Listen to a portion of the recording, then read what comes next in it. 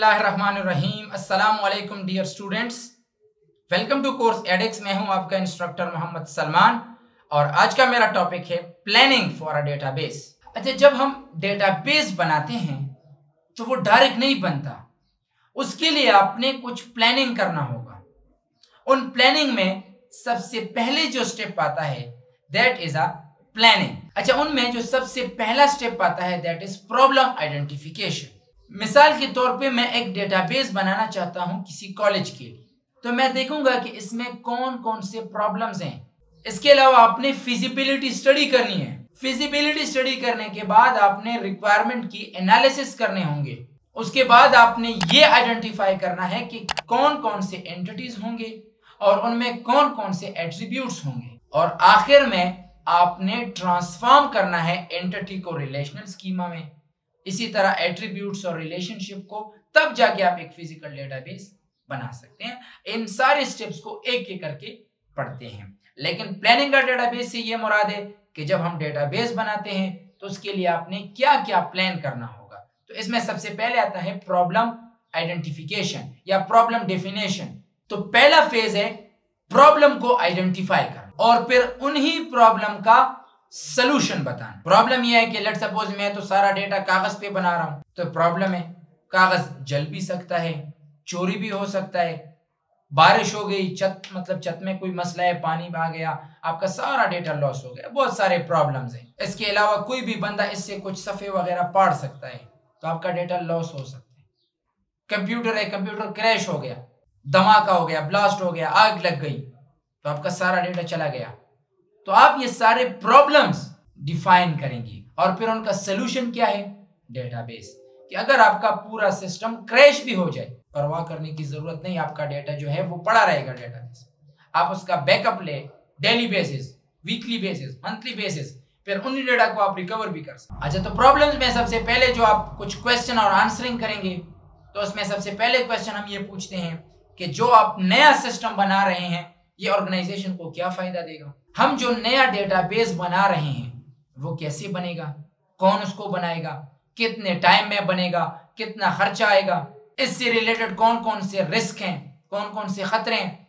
मिसाल के तौर पे जब हम एक घर भी बनाते हैं उसके लिए भी हम प्लान करते हैं, घर कितने टाइम में बनेगा, कितना खर्चा आएगा, जमीन को देखो, गैर कानूनी तो नहीं, ऐसा ना हो कि हम गैर कानूनी काम कर रहे हैं, बाद में मसला बन सकते हैं, ये सारे रिस्क आ सकते हैं। इसी तरह जब हम एक डेटाबेस भी बना रहे हैं तो उनमें हम इन सारी चीजों को देखते हैं। तो that is a problem identification. ये फेज खत्म हो गया। Next phase feasibility study. In feasibility study हम ये देखते हैं कि जो चीज हम बना रहे हैं आया ये टेक्निकली, इकोनॉमिकली, ऑपरेशनली फिजिबल है या नहीं, टेक्नोलॉजी जो हम इस्तेमाल कर रहे हैं वो ठीक है या नहीं, इस पे खर्चा जो आ रहा है क्या वो हमारे लिए इकोनॉमिकल है या नहीं, हद से ज्यादा खर्चा आ रहा है, ऑपरेशनली जब ये बन जाए तो क्या ये इस्तेमाल के काबिल भी होगा। उनके पास ऐसे एक्सपर्ट बंदे हैं। वैसा ना हो कि हम इतना मुश्किल डेटाबेस बनाएं कि बाद में इस्तेमाल करने के लिए वो उसके लिए एक कंप्यूटर ऑपरेटर को या उसको इस्तेमाल करने के लिए एक बंदे को हायर करें, तो इसका कोई फायदा नहीं है। तो हमने एक ऐसा डेटाबेस बनाना है, एक ऐसा सॉफ्टवेयर बनाना है जो टेक्नोलॉजी के लिहाज से भी, पैसों के लिहाज से भी और इस्तेमाल के लिहाज से फिजिबल हो उस बंदे की। Next one is requirement analysis. तो रिक्वायरमेंट एनालिसिस में हम सबसे पहले ये देखते हैं कि कस्टमर मांग क्या रहा है। तो कस्टमर के जो एक्सपेक्टेशन है उसी के मुताबिक आपने बनाना है, आपने अपनी मनमानी नहीं करनी।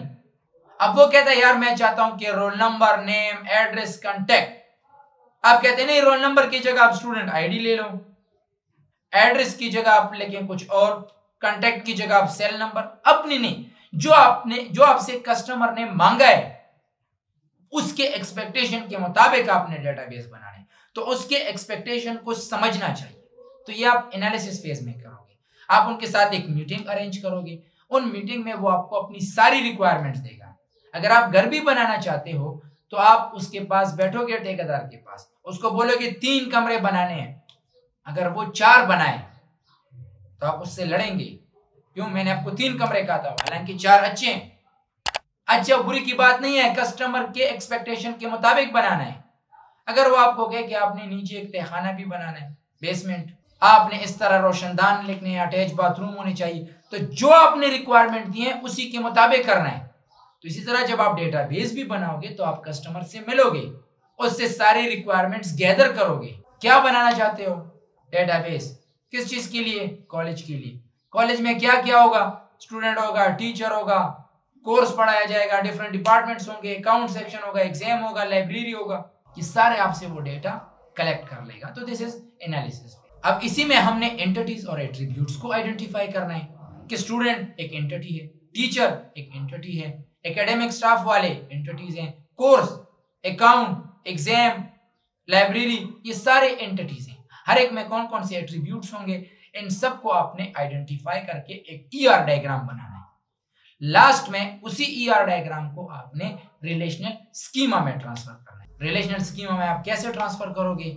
जो एंटिटीज हैं वो आपके टेबल्स बन जाएंगे, जो आपके एट्रीब्यूट्स हैं वो आपके कॉलम बन जाएंगे, और जो रिलेशनशिप है बीच में, आप दो टेबल को आपस में रिलेट कर सकते हैं यूजिंग फॉरेन की। उनके फिर अपने कुछ कंस्ट्रेंट्स होंगे जिसको हम रेफरेंशियल इंटीग्रिटी कहते हैं।